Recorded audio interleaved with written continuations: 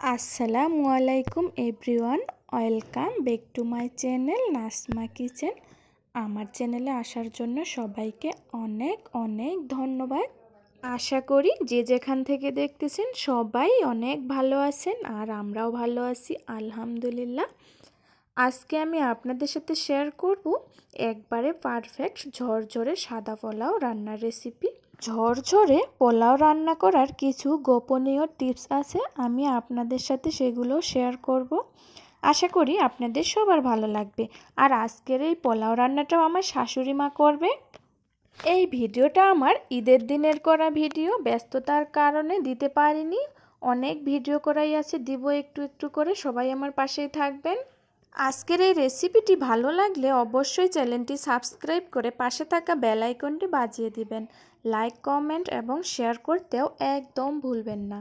আমার শাশুড়ি মা একটা কড়াইয়ের মধ্যে ঠান্ডা পানি ঢেলে দিচ্ছে, এরপর পানিতে দিয়ে দিচ্ছে তেজপাতা, দারুচিনি আর এলাচ। এই পানিটাকে গরম করে নিবে আগে। আর আমাদের বাসার সবাই আমার শাশুড়ি মায়ের হাতের এই পোলাও রান্না সবাই অনেক পছন্দ করে।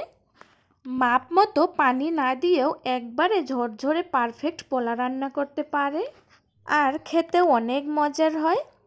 আর এই পোলাওয়ের চাল হচ্ছে আমাদের নিজের জমির চাষ করা চিনি গুঁড়া চাল, দিনাজপুরের একবারে বিখ্যাত চাল। আশা করি সবাই জানেন। আর শাশুড়ি মায়ের হাতের সুন্দর সুন্দর রান্না খাওয়া সবার ভাগ্যে জুটে না, আর যাদের ভাগ্যে জুটে তারা হচ্ছে সৌভাগ্যবান। আমিও নিজেকে ভাগ্যবানই মনে করি। আমার শাশুড়ি মা আমায় অনেক আদর করে, মেয়ের মতোই দেখে। পানিগুলো গরম করে নেওয়া হয়ে গেছে, এরপর একটা কড়াইয়ের মধ্যে পেঁয়াজ দিয়ে দিচ্ছে, এরপর দিয়ে দিচ্ছে সয়াবিন তেল। পেঁয়াজগুলোকে এখন বেরেস্তা করে নিবে।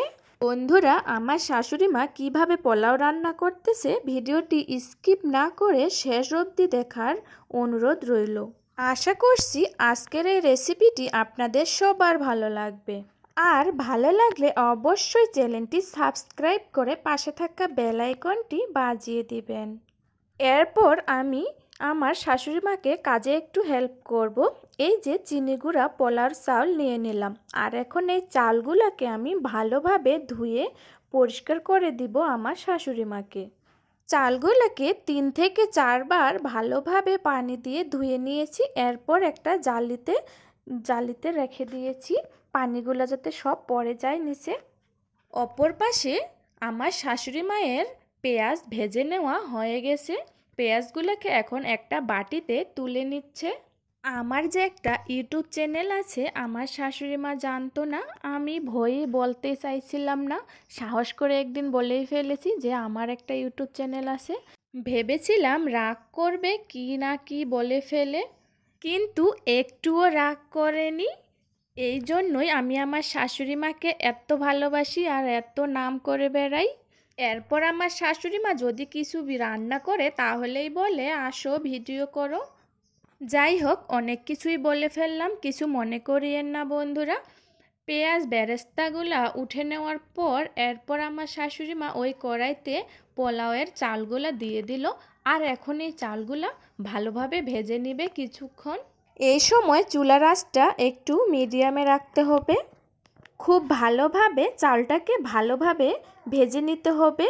সব সময় এইভাবে ছুরির সাহায্যে নাড়াচাড়া করে দিতে হবে, চালটা যেন পুড়ে না যায় সেদিকে খেয়াল রাখতে হবে। 2 থেকে 3 মিনিটের মতো চালটাকে ভেজে নিতে হবে। চালটা ভেজে নেওয়া হয়ে গেছে, এখন দিয়ে দিচ্ছে গরম পানি। ওই যে পানিগুলো যে গরম করে রাখা হয়েছিল প্রথমে, সেই পানিগুলোই এখন দিয়ে দেওয়া হলো। পানি দিয়ে দেওয়ার পর একটা ছুরির সাহায্যে ভালোভাবে নাড়াচাড়া করে দিচ্ছে। আর মাটির চুলার রান্না যেভাবেই করা হোক না কেন খেতে অনেক মজার হয়। আমার ভয়েস দেওয়া দেখে পাশ থেকে আমার মেয়ে বলতেছে, ওই কি রে মধু মধু। এই তরমুজওয়ালা ভাই কি ভয়েস দিল রে ভাই, বাচ্চাদেরও মন কেড়ে নিয়েছে। এরপর আমার শাশুড়ি মা দিয়ে দিচ্ছে পরিমাণ মতো লবণ, আর এই লবণের পরিমাণটা কম বেশি হয়ে গেলে পোলাওয়ের স্বাদ কিন্তু ভালো হয় না। এই জন্য পোলাওয়ের মধ্যে লবণের পরিমাণটা ঠিকঠাক রাখতে হবে। এরপর নাড়াচাড়া করে দিয়ে দিচ্ছে, আর কিছুক্ষণ পরেই পোলাও রান্না হয়ে যাবে। সবগুলোই ভালোভাবে নাড়াচাড়া করে দিয়ে এরপর দিয়ে দিয়েছিল ঢাকা। কিছুক্ষণ পর ফিরে আসলাম, ঢাকনাটা তুলে নেওয়া হলো।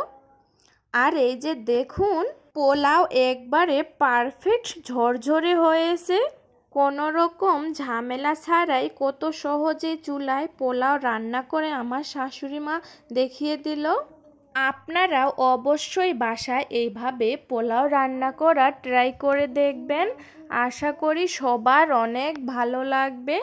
এরপর আগে থেকেই পেঁয়াজ ভেজে রাখাগুলা পোলাওয়ের উপরে আমার শাশুড়ি মা দিয়ে দিচ্ছে।